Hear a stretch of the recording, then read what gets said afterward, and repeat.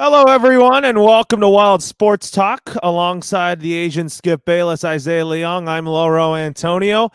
And Isaiah, how are you doing tonight, my friend? Happy opening day, Loro. I know opening day was technically yesterday, but for me, it's today because today is when my Phillies and my A's opened. It's when majority of the MLB teams opened up today. So happy opening day to you. Happy opening day to all the people that are watching this show. And the baseball season, the season which we thought that we would never have. It's officially here. It's upon us. It has begun.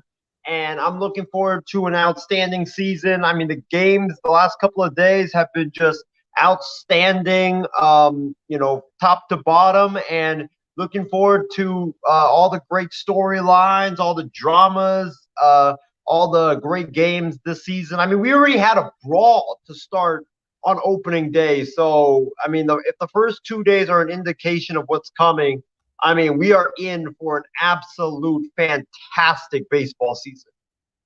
We are in for a really good baseball season, I'll tell you that. But, anyways, let's get to some news here about. I mean, my Dodgers got to play. I mean, they beat the Colorado Rockies 5-2. Walker Buehler with 5 innings pitched. Craig Kimbrell got the save. No home runs for either side, but the Dodgers found a way to get it done.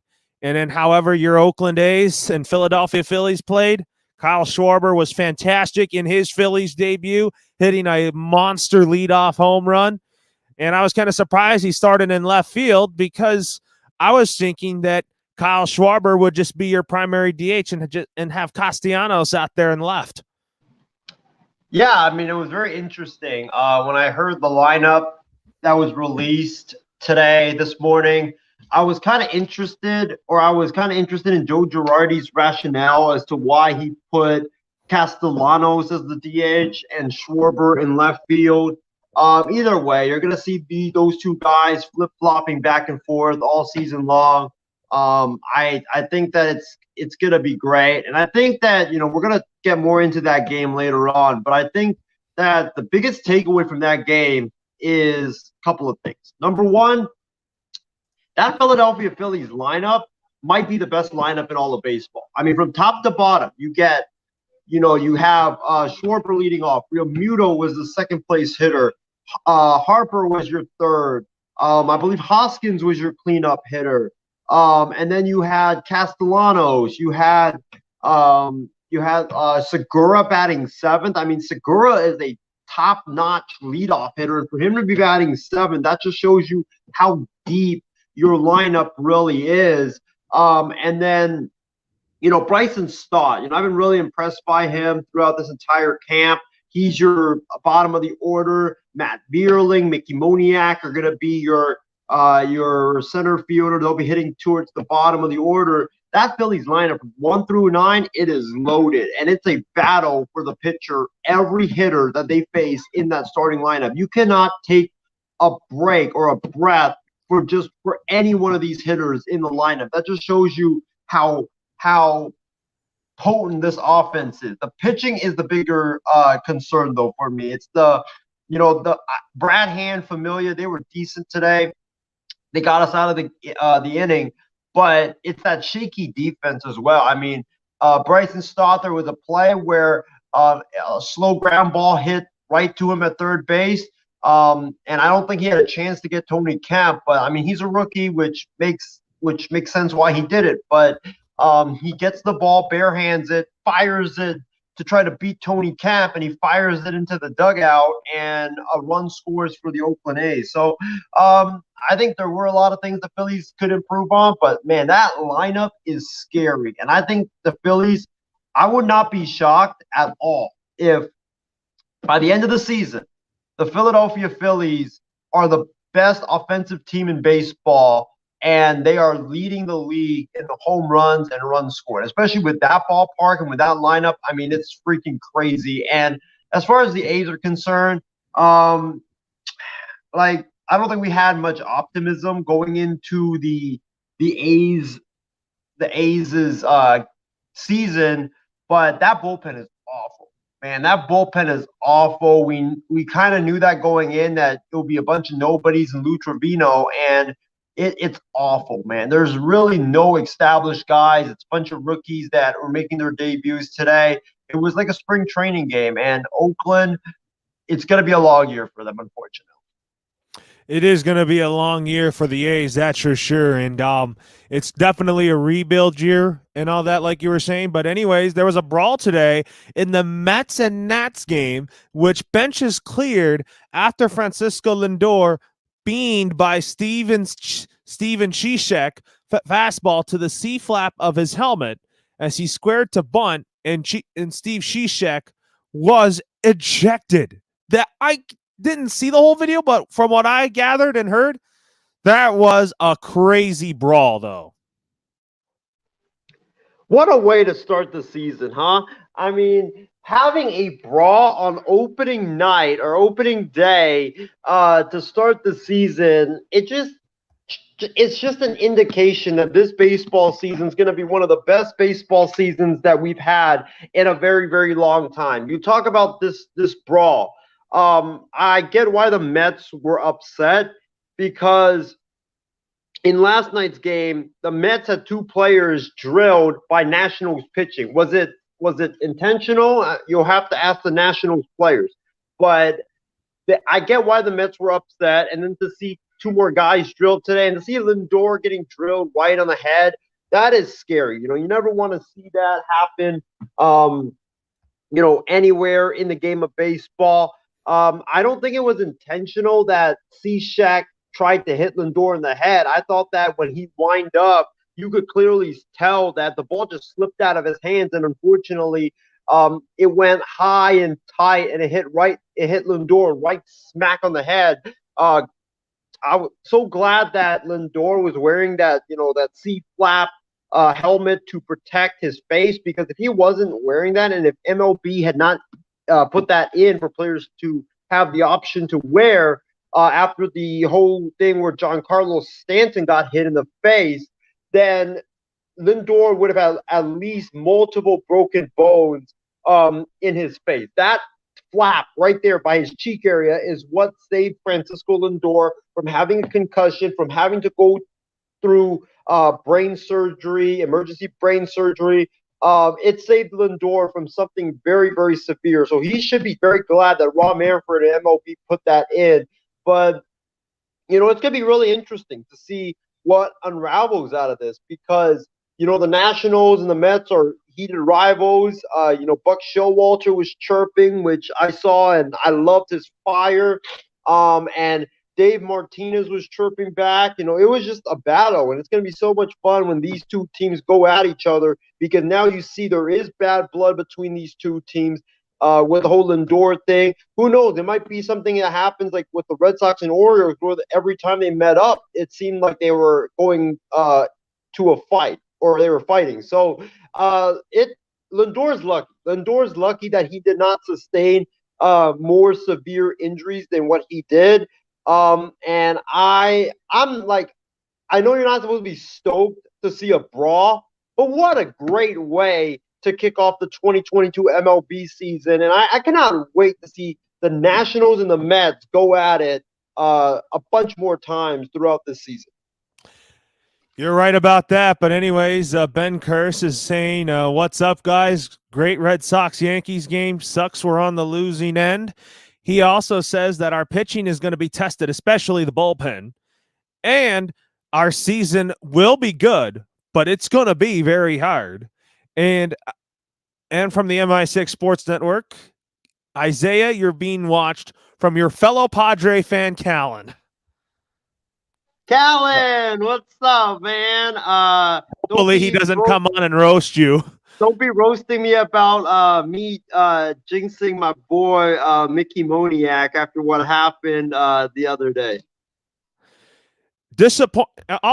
Disappointed Aaron Judge turned down the Yankees' $213.5 million extension. And did the Yankees lowball Judge? And who wants to be a Yankee? Who wants to be a Yankee for life? I still think Aaron Judge will be a Yankee for life, but it's going to come down to the price here. I mean, he wasn't going to really accept that low ball type offer for 7 years. I think he wanted more than that, Isaiah. If you're Aaron Judge, you would be an absolute fool to accept that deal. Because what was the deal? Like a 10-year? No, I don't think it was a 10-year. I think it was 8 years, like $213 something million deal.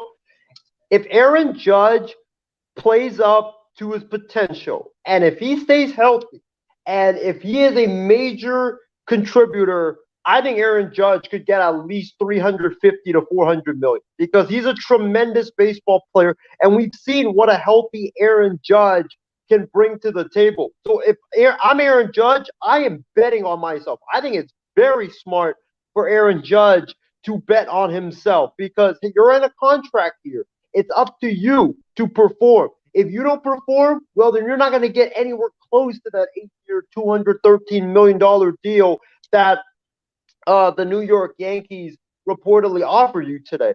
I like what Judge did. I think that Judge made the right decision. I think, however, that the Yankees made the wrong decision because Aaron Judge is a franchise player. He's a guy that is a superstar in this league, and you have to at least give him close to what Bryce Harper got because he's that type of a player. Is he durable? No, but he's puts up numbers. He's a tremendous defensive outfielder, and he's a guy that is box office. So I think the Yankees made the wrong move by not putting at least a $300 million deal on the table. I think that they did lowball Judge, and I would not be shocked if Judge leaves the Yankees after this season because a lot of people, when they get lowballed at the beginning of the season, they hold those feelings against those teams and they end up leaving because of that. I've seen so many things that happen. I mean, look at Freddie Freeman. The Braves reportedly lowballed him. He held that against the Braves and he left for the Dodgers. So the Yankees did lowball him. They should be ashamed of themselves for lowballing him. Like, the Yankees are one of the most prominent organizations in all of baseball, and you have the money. And Hal Steinbrenner is just being super cheap right now. And if you lose Aaron Judge, good luck staying in contention. Or I think Aaron Judge will remain a Yankee, but if he leaves, then shame on Hal Steinbrenner. And I think that and look out for the Giants to be in consideration to get Aaron Judge next year. Open your pocketbooks, Hal Steinbrenner. This is why the Yankees have not won anything since 2009. It's because Hal Steinbrenner, for some reason, is super cheap and only spends money on Garrett Cole, and that's it. He wouldn't spend money on anybody else, even Aaron Judge, or even he could have gotten Trevor Story, or he could have gotten Carlos Correa over Isaiah Kiner-Falefa, but he opted to get Isaiah Kiner-Falefa, who's not bad, but Story would have helped the Yankees, or Correa, or Seager. They would have helped the Yankees take that next level and actually truly be contenders. So it's just Steinbrenner being cheap yet again. He is being cheap yet again. You're totally right about that. But anyways, Javier Baez hit a walk-off home run as the Tigers defeated the Chicago White Sox today. And my thoughts on this was the Tigers, like you said, Isaiah, I knew that they were your pick to win the American League Central because, look, A.J. Hinch has done a really good job, and so far so good for the Detroit Tigers. I watched this game today, and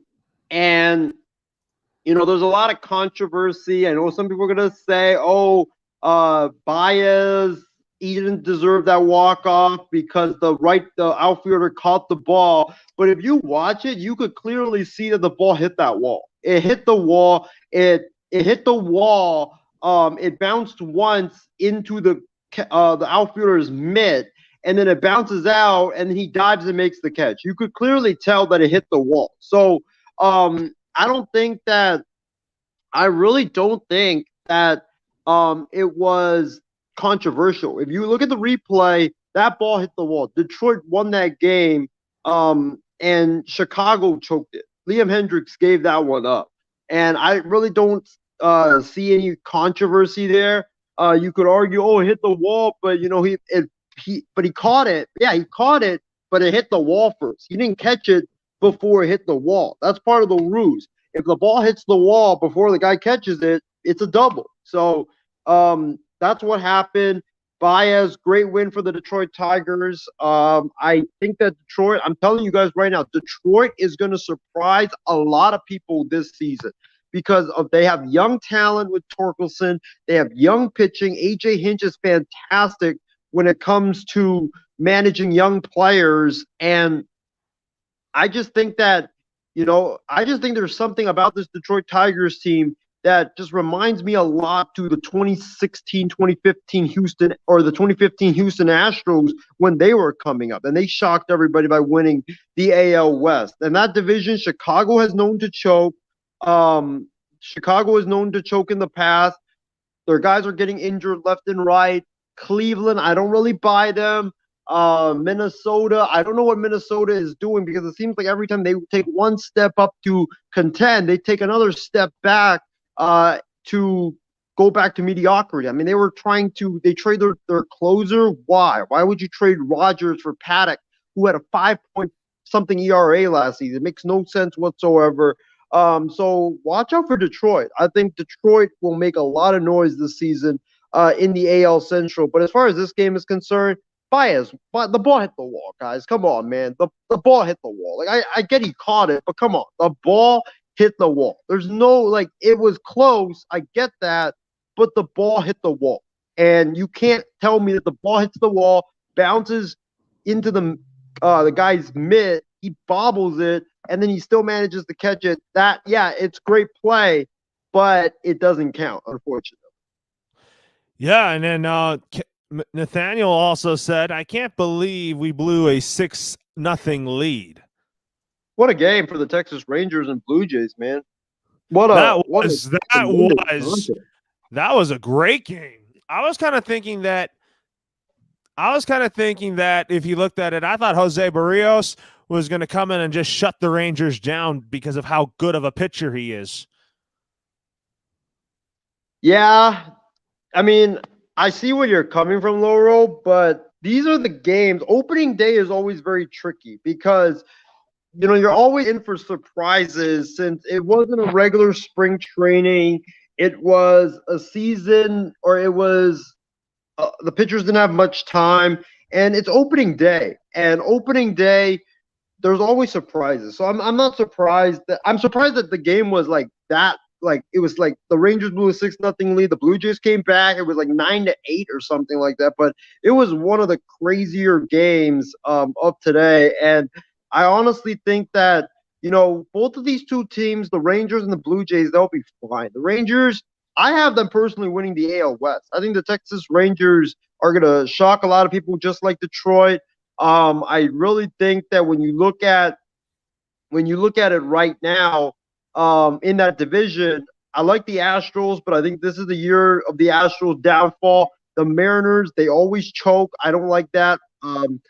And Texas, I think Texas is going to shock people. I'm telling you that right now. Texas, young pitching. I like what Chris Woodward is doing. They got the talent with Seager and Simeon and Garver, which was a very underrated addition. That's added to the fold. I think Texas is going to win, but man, what a bad start to the season though for the Texas Rangers, blowing that 6-0 lead. From what I've gathered, they need bullpen help. That's what the Texas Rangers need. They can't just rely on a lot of young players to shut down the opposing team in the later innings. You got to get some experience in that bullpen. You do. You're absolutely right about that. But anyways, J.P. Crawford and the Mariners agreed on a 5-year extension. I think that J.P. Crawford is a really good piece for the Seattle Mariners when it comes to their middle infield. I thought it was a very necessary move by the Seattle Mariners because J.P. Crawford is a shifty defender. He's really talented as a defender, and I'll give him credit. This guy has really, really improved as a hitter. The last couple of seasons, and I've been really impressed with the improvement and the maturity of him as an offensive player this season. I did not think that he was going to be that good of an offensive player. I thought that he was just going to be one of those guys that was a tremendous defender but couldn't hit. I thought he was going to be, the second coming of Freddie Galvis. And when I look at Freddie JP Crawford, he deserves that contract. He's definitely a building block moving forward for the Seattle Mariners. And they made the smart move by investing in him, and I think it's definitely going to pay off in the long run. Definitely is going to be paid off in the long run here, that's for sure. But let's talk about my Dodgers here for a minute. I mean, started out 2-0. I mean, trailing 2-0 to Colorado, and then a 5-run inning in one of the in the middle innings here. But the Dodgers, however, Walker Buehler with 5 good innings, and the bullpen did its job.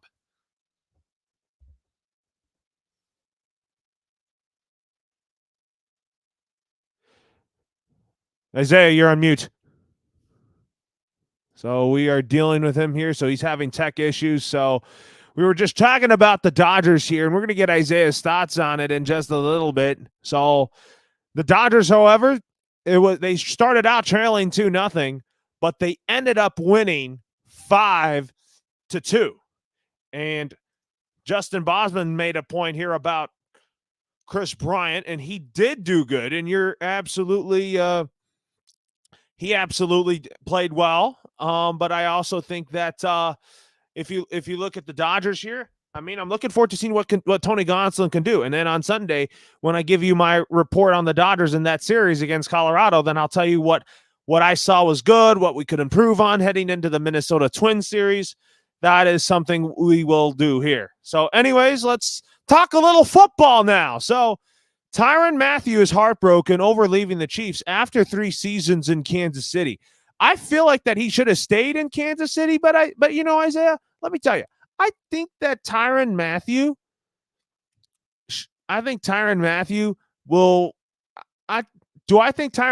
will be a Saint?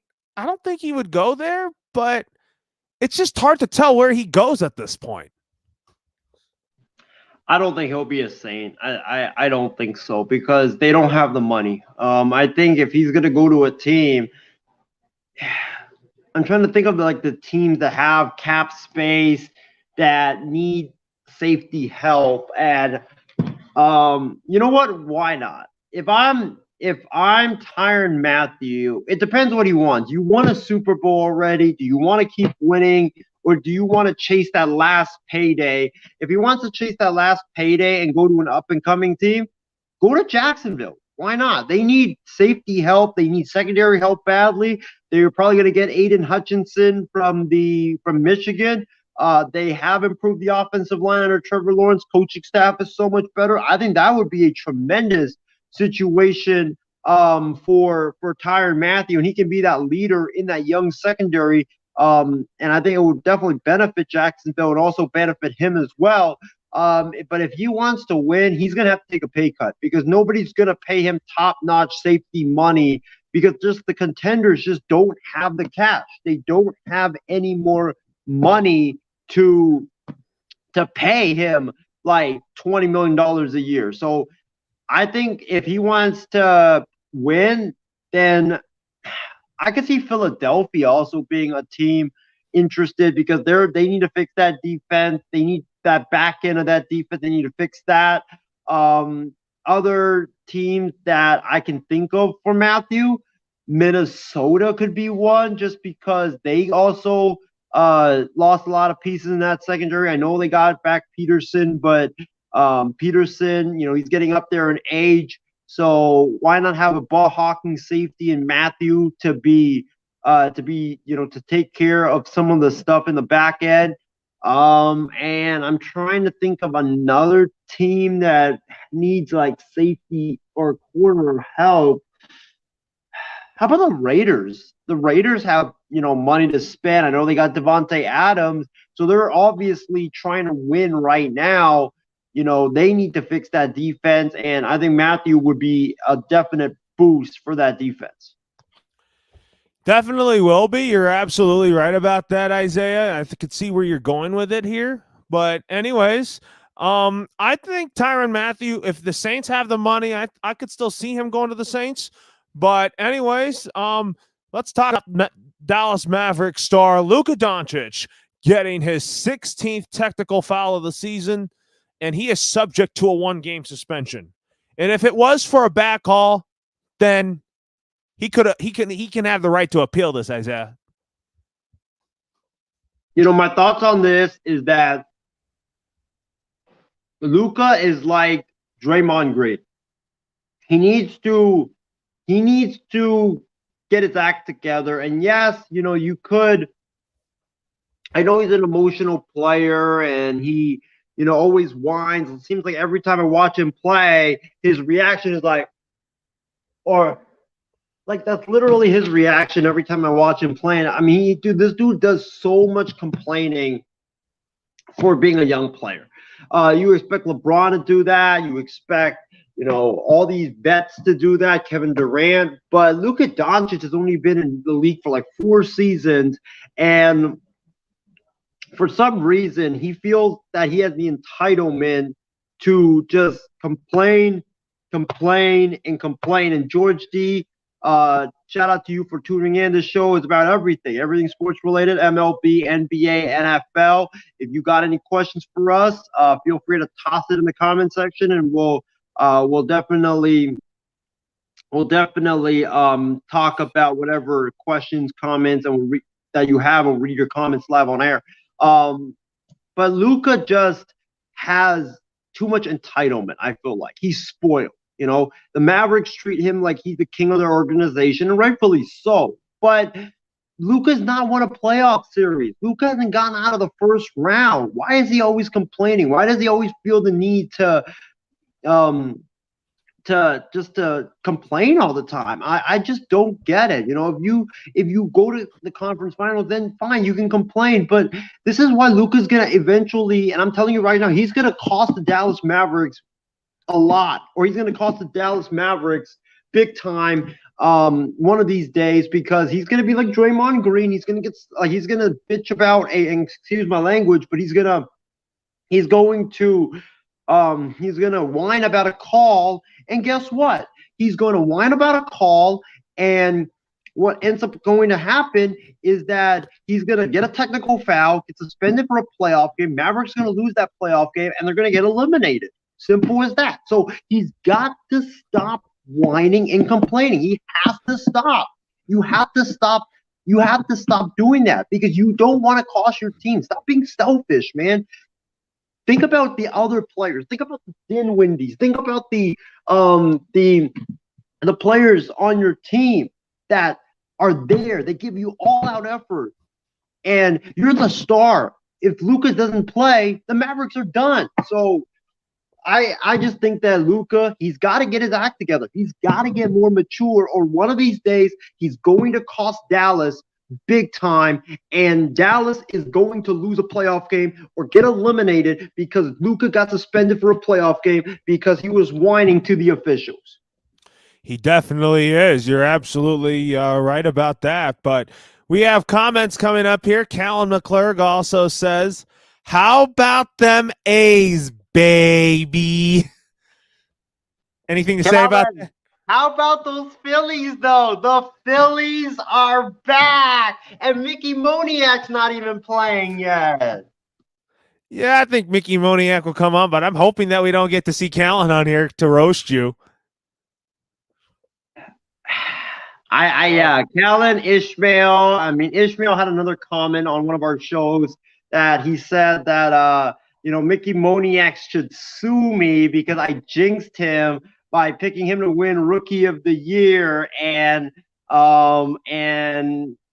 got hurt right after I said that. So I'm not gonna speak about Mickey Moniak because I like him too much to keep jinxing him. But I wish him nothing but the best. And Callan, the Phillies are not back in Isaiah. Look at that lineup, Callan, from Schwarber, Hoskins, Castellanos, Harper. I mean, look at all these great players that the Phils have. Woo! And then George D wants to know this, this question's for me.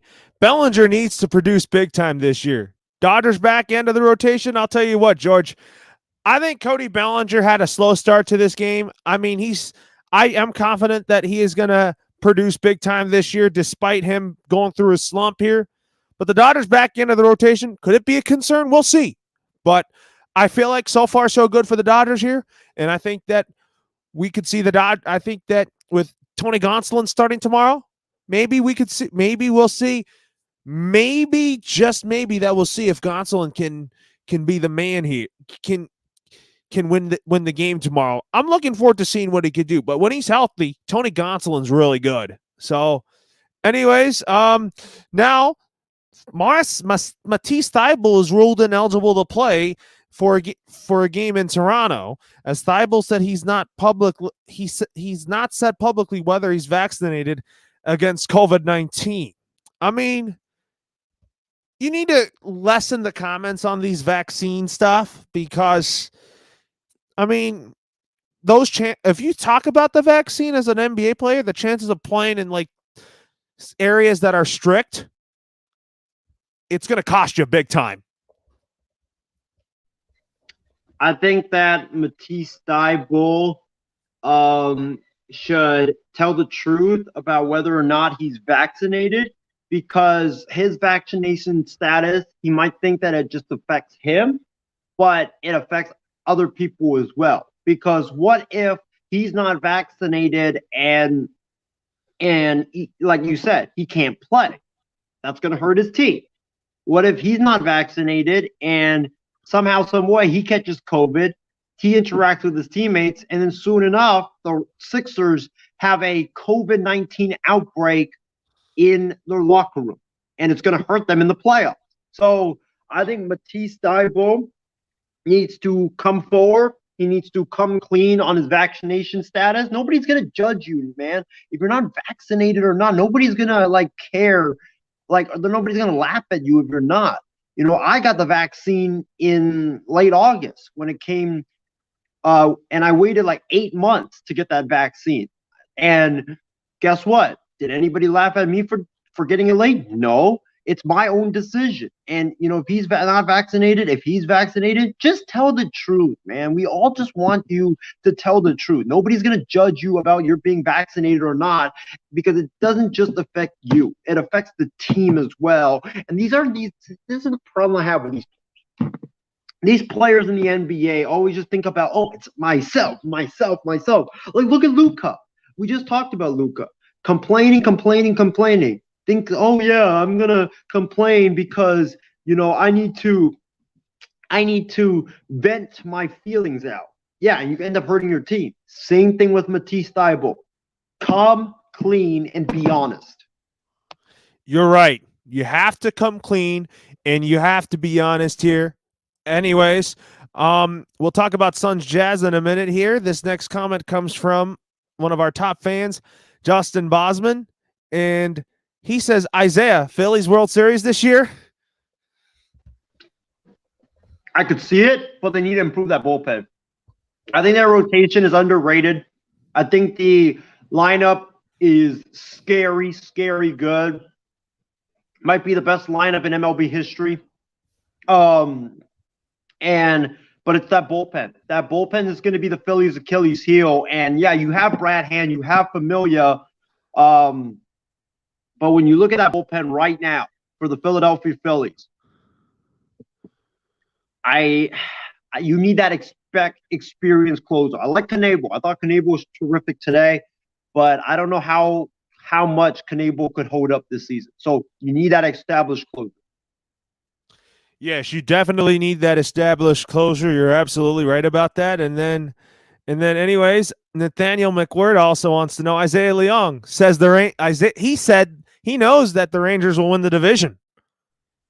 Hey, I picked them to win the division. I said that I think Texas, with all the moves that they made, with all the young players that they have, I think they can shock a lot of people, just like Detroit. Detroit went out, got biased to complement their young core. This is a young man's game now in Major League Baseball. And when you look at that division, let's face it, Oakland's going to be garbage. The Astros, I don't trust their pitching staff. I do not trust their starting rotation. I do not trust their bullpen. They have that lineup, but they can't pitch. Seattle, they choke too much for my liking. Until they make the playoffs, I can't bet on them. And then you look at the Texas Rangers. It's their year. I think this is Texas's year to win the AL West. It might be the year for the Rangers, that's for sure. But anyways, with that being said here,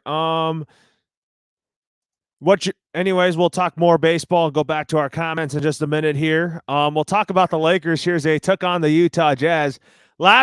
Good way to finish their home schedule before they go on the road to take on the Denver Nuggets. This team has nothing to play for, Isaiah.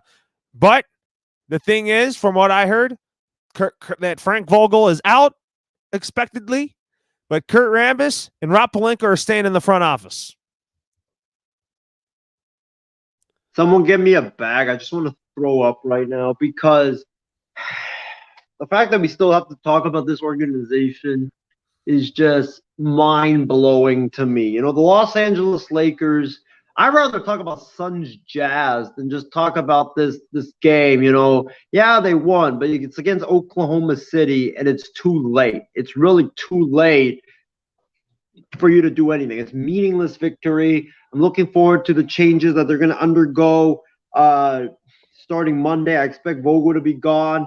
I hope Pelinka's gone. And Loro, I'm going to throw out a very, very wild idea. And this is something I've been clamoring for. What the Lakers should do, how you should fix the Lakers is this. The Lakers should clean house. Pelinka's got to be out. Rambis, he's got to be out. He has no business whatsoever being in the front office. And what LA needs to do is, I'm going to say this right now, LeBron James is a free agent after next season. Westbrook's a free agent after next season. There's a whole bunch of guys that are probably not even going to be on the team either next season or after next season. So you basically have 1 year to win it. The Los Angeles Lakers should hire Mike Krzyzewski as their new head coach. Give him all the power whatsoever. Coaching, throw him a $15 million per year deal. Give him a.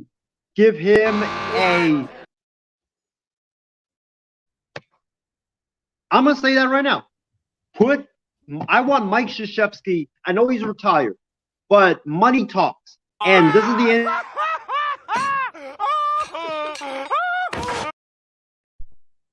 I want Coach K to not only be the coach of the Lakers, but I want him to be the president of the Lakers because I think you got to invest all your assets, throw all it in on next season. I think the Lakers go get Krzyzewski. LeBron would respect him. LeBron would listen to him. If Coach K yells at him, LeBron would respect that. All the superstars, they would respect him. And you know, Coach K can hire his staff. It's been proven. He knows how to run. You know, he knows how to identify good talent, whether it's young talent or whether it's, you know, veterans. It's a perfect mix. He can connect with veterans. He can connect with young players. He can develop young players too, which is something that LA didn't really do a good job of this season, is developing young players. If I'm Genie Bus, the first thing I do Monday morning after the season ends is fire Frank Vogel, fire Rob Pelinka, fire Rambis, clean house, and then offer Coach K. I know he's 75 years old. I would offer Coach K a $15 million per year contract and name him head coach and president of basketball operations. You go at it. You go full in on this season. I know Coach K probably doesn't want to coach anymore. Give him 1 year with LeBron, with this team, and then he can move up to the front office and then call it a day. I could see where you're going with this, Isaiah. I'll tell you. I think if you look at it, Isaiah, let's take a look at our comments here. So George D also says, trade LeBron, hire Quinn Snyder, and build around Anthony Davis. You know, George, I think that LeBron will stay a Laker. I think AD will stay a Laker. Would you give Russell Westbrook one more shot? I would. But could Quinn Snyder coach this team if he was hired, though? I wouldn't give Westbrook one more shot because here's why. Because of the damning article that I read today from the LA Times. And one of the quotes that was in the LA Times that was so damning today was reportedly Westbrook reportedly, when Vogel told him, "Hey, anybody on this team, if you get the rebound, push it. We have Reeves, we have Monk, we have Taylor Horton Tucker, we have all these guys." And Westbrook literally went to Vogel. He went to Vogel, and he said, "No, coach. What you guys are going to do is you guys are going to give me the ball because I'm the point guard of this team, and everybody move out of the way." Like, how is this is the problem with this team? It's that ego. This is why I don't want Westbrook to be back. It's because Westbrook has such a big ego that, oh, if LeBron gets the ball, LeBron has to pass it to me. Come on, man. You gotta do what's best for the team. And that quote right there just symbolizes what's wrong with the Lakers. Everybody was so selfish this year. Really, Westbrook, everybody passes it to you, and then you initiate the offense because you're the point guard, and everybody moves out of the way and just stand in the corner. That's pathetic, man. You should be ashamed of yourself, Russell Westbrook. You absolutely should be ashamed of yourself. It's that this is exactly why Kevin Durant left you. This is why everybody left you. It's because of stuff like this. You got a good point there, and with that being said, here, let's talk about Suns and Jazz. I mean, I didn't see this game, but Isaiah, what's your thoughts on that game? I continue to be impressed by the Phoenix Suns, day in and day out. This team is just tremendous. I don't think Devin Booker played today, if I'm not mistaken. I don't think that I'm trying to think. I don't think Paul even played. And for them to come back down 17 against the Jazz and win this basketball game is truly remarkable. It's truly remarkable, and having to do with Cameron Payne, and also do it with the guys that they have that aren't Booker, that aren't Chris Paul. So I was really impressed by the Phoenix Suns. The Phoenix Suns are no doubt the best team right now in the NBA. The Jazz, Loro, I'm worried about the Jazz because the Jazz, for some reason, have been faltering this season against the good teams. Against the bad teams, they are tremendous. But against the bad teams, or against the good teams, they just are not up to the task. And now there is rumors that you read from the newspapers that Gobert and Mitchell are having beef again. And who knows what's going to happen with that. Quinn Snyder reportedly he might want out after the season. It's just a lot of turmoil right now in Utah, and there's not really that much harmony and chemistry with the Utah Jazz. And I think the Jazz, it might be time to get rid of Quinn Snyder because he's been there a while. It's kind of the same thing with Terry Stotts, where the relationship has just run its course. And I think the Jazz would honestly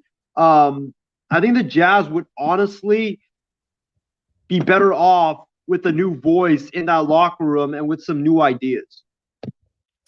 I could see where you're going with this, Isaiah. I could see where you're going with this here, but maybe if Quinn Snyder's fired, then I think the Lakers could be a potential destination for him. So, anyways, the Miami Heat defeated the Atlanta Hawks 113-109. And what is your takeaways on that game? I think the Miami Heat are the best team right now in the Eastern Conference. I think that I would not be shocked if we see a Heat Suns NBA Finals this year. I think Miami's just that good. Adding Lowry was a tremendous addition. Their defense is always what it's been, but it's been Tyler Hero stepping up big off the bench. It's been Lowry providing the scoring, Butler doing his thing. And this Heat team, they're always gritty. They're always, they have so much fight in them. But this year, they actually have the three-point shooting. They got the scoring now with Hero and with Robinson stepping up, and with Lowry, PJ Tucker. He's knocking down those corner threes. Miami's the best team in the Eastern Conference. There's no doubt about it. And I think Justin Celtics might have something to say about that. Other teams, they might have something to say about it, but I think the Heat right now are the best team in the Eastern Conference. And I think Miami, I would be shocked if Miami doesn't make it to the Eastern Conference Finals. They should make it to the Eastern Conference Finals, and I could also see them making it to the finals. And if they make it to the finals, I think they might lose to Phoenix in 7. They could. Phoenix obviously is the better offensive team than Miami, but Miami suffocates people with their defense. And I think that right now, when you look at the matchup, it would be Chris Paul versus Kyle Lowry. Kyle Lowry is a terrific defender. I think he could lock down Chris Paul. Devin Booker versus Jimmy Butler. Butler's gonna get really physical with Booker, and he's gonna lock him down. So it's gonna be up to the other guys to stop or to get buckets, and that's gonna be a really fascinating series in my opinion. That might be a fascinating series. You're totally right about that. But anyways, folks, now let's talk about the thoughts on the Nets defeating the Cavs 118-107, Isaiah. Loro, you know how I said that the Cavs well, first of all, let me say this. John O'Corn, I don't know if you're watching, but John, the reason why your Cavs are struggling, it's because of me. Your Cleveland Cavaliers, who were, I believe they were third at one point, February, and I said, "Oh, John, the Cleveland Cavaliers, your Cavs are looking so good. They're definitely going to make the playoffs." And the Cavs have slipped to 3, all the way to 7, and now they probably have to play the Nets in round 1 or in the play-in tournament. The Cleveland Cavaliers desperately needs Colin Sexton back. And I know he's, has that torn meniscus, but rehab is going well. But Darius Garland is, I think, struggling right now. I think he's hit a wall. He doesn't have that other scorer next to him. The other guys, Mobley's injured. The Cavs have just been bitten so bad by the injury bug, and they need to get Colin Sexton back because you need that other guy that can take that pressure away from Darius Garland. And I think that if Sexton does come back for the playoffs, who knows if he does, but if he does, then I think the Cavs will be back to that scary team that we saw in the first half. But I still think Cleveland will make the play-in. I had them making the play-in, remember that? I had them making the play-in, I think. But, it sucks because I really wanted to see the Cavs in the playoffs, and they've just been bitten by the injury bug. They're a young team. They're learning how to win now, and these are the bumps that you go through. You're right. I mean, these are bumps and adversities that you have to go through for a winning team like this. But anyways, Isaiah, what else? Who do you think should people watch out for in the NBA playoffs next weekend? Wow. I'm gonna not take the obvious answers because they're obvious, like the Phoenix Suns of the world or the Miami Heat. I'm gonna go with like an underrated team that I think could do damage. And I think from the East or from the West, Lowell, this might be a surprise, but I got 2 teams. The Denver Nuggets, because the Denver Nuggets got the size, they play fast, they're a tremendous defensive ball club. Plus, the Denver Nuggets are excellent at ball movement, and they can match up with anybody on any given night and take them down. I think Denver, being the 6th seed, I think they could shock a lot of people. I would not be shocked, especially with Steph Curry being hurt. Thompson's been kind of inconsistent. Jordan Poole has, stepped up, but the other guys have been, inconsistent, especially down the stretch. I would not be shocked if the Denver Nuggets shock Golden State.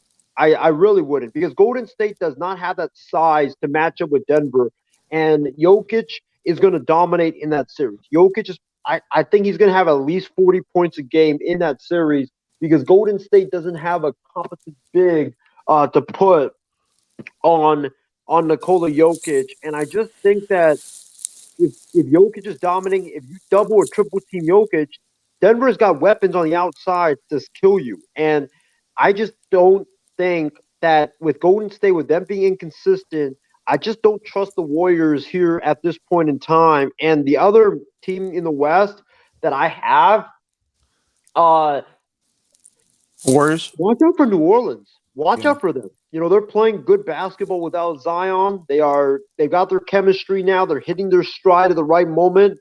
And I'm not saying they're going to pull an upset, but I think that they can make it tough on a Phoenix, or they can make it tough on a Memphis in the first round. And for the East, oh man, for the East, Boston is one of them, because they're a tremendous Yes. suffocating defensive Celtics. Let's team. go.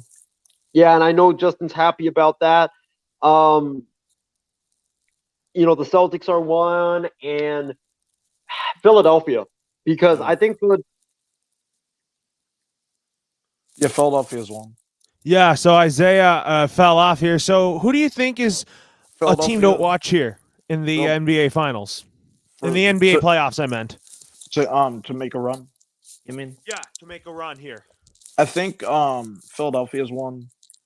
Celtics obviously are one because of right now they're the 3 seed right now, so they can make a run because they're going to be playing the Bulls right now as it stands. So I can see them making a run. Like they would have to play either the Bucks or the Nets in the second round semis. That would be a good matchup, the Bucks versus the Nets. You know what I mean?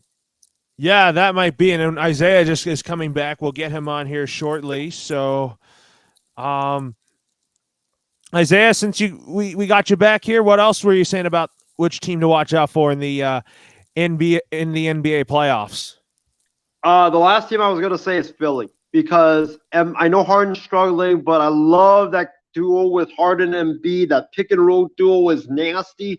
It's unstoppable, and then you can kick it out to Tyrese Maxey. You can kick it out to Danny Green. You can kick it out to any of the 3-point shooters that they have. And if you stay with Embiid, Embiid's going to dominate. But if you put the attention on Embiid, you got Harden. So that's a dynamic duel that is really hard to stop. So watch out for Philadelphia. I think Philadelphia will make it to at least Eastern Conference Finals this season. Yeah, you're absolutely right about that. But anyways, Justin, what about you? I mean, give us your take on on your baseball hot takes. Drop us a hot take for baseball. My hot take for baseball. Yeah. Is the Phillies can make a run to the World Series, and my other one is I think my MVP candidate this year is gonna be Bryce Harper again. What do you think about that, Isaiah? About what Justin said about Bryce Harper being MVP again? I think it's a great pick. But for me, I got Freddie Freeman, just because I think Freddie Freeman, there's too much guys in front of him that get on base a lot, and he's going to have lots of opportunities to drive in a lot of runs. So I would not be shocked if Freeman ends up with at least 120 RBIs. That's how big of a season that I think that Freddie Freeman's going to have this season for the Los Angeles Dodgers. In Laurel, I have the Diamondbacks actually being better than the Giants this year. Oh my Wow. gosh. Oh my Wow. God, Justin. That's a bold take right there. That is a bold. But that's not going to happen, though. The Diamondbacks are still really bad. Yeah, 0-1 to start the season. 0-2 Yeah. to start the season. I wonder if they lost today. But anyways, folks, I hope everybody's having a great day. And it's been a great show. And it's time to play some final thoughts. And we have some announcements for you.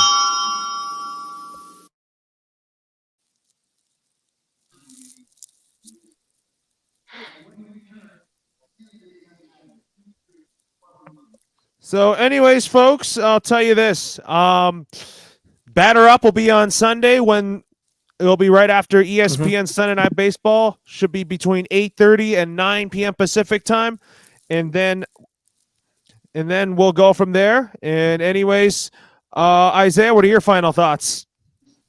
My final thoughts is it was a tremendous show. It was a great opening day for me, anyways. I think for Justin as well and for Laurel because our team opened up today. But it was a great opening day. Lots of tremendous games. A lot of great action. Plus, you had that brawl in The Mets game, Washington with the Mets and the Nationals. Just an explosive night. That old coach, man. Oh my god. Yeah. I can't wait for Batter Up. We're going to be talking about the biggest games and the biggest stories from the game of baseball. It's going to be a great, I would say, a first full episode in season because we did our preseason show to debut, and now we're actually going to start talking about the stuff that's happening in the season. It's going to be fun. So join me, join Loro, join our guy Ben Curris. My guy Ian Glenn will be back. As well as some other people will be back as well. But it's going to be great. Prayers up to my guy Mickey Moniak for a speedy recovery. He was supposed to be a big difference maker for the Phillies this year. He changed the swag, had a tremendous spring, changed the swing, and all the work paid dividends. And just to see him go down with that last at bat in spring training, gets hit right on the wrist. It's just brutal. And when I saw it, I was like, why on earth does bad things have to happen to good, hardworking people? But it just sucks for him, and I hope all the best for him. And as far as the Lakers are concerned, Frank Vogel, I expect him to be out following the Lakers season finale on Sunday. I expect the Lakers to make major changes starting Monday morning. So can't wait for that. And, I think LA should take my advice and, go bold, swing for the fences, try to convince Coach K to come out of retirement and coach the Lakers, go all in for next season. What are your final thoughts, Justin? My final thoughts is thanks for having me on, and also to the Celtics, they have a big playoff season coming up, and the Red Sox tough loss today in the extra innings, and that was a wild play in the Tigers game. That play, the review took a long time. That review, but he didn't catch it. That was a long review. Loro. That was a long review. That was a long review, that's for sure. But anyways, for Justin Bosman, for the Asian Skip Bayless, Isaiah Leong, producer Wang, Loro signing off for now. I'll be seeing you all Sunday on Batter Up.